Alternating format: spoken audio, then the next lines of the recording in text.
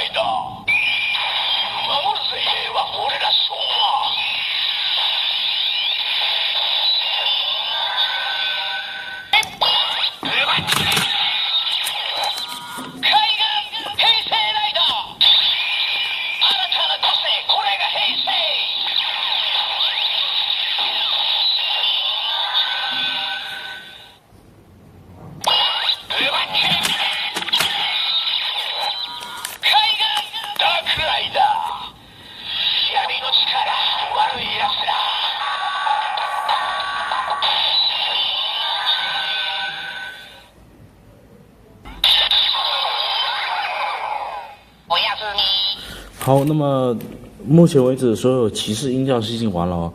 那么还有最后一个音效，就是一个我魂加 Spectre 的音效。那么这个音效我会给大家听待机音，因为这个待机音是有变化的。好。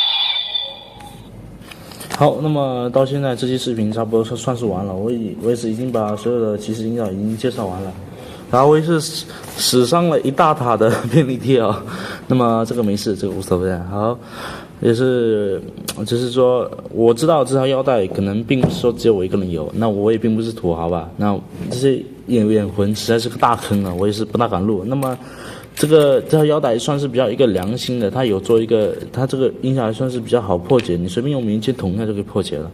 好，那么这些视频到这边就算是结束了。那么我也是希望大家能够继续关注我的视频吧。那如果愿意的话，就点一下右下方的订阅视频吧。好，谢谢大家收看，下期再见。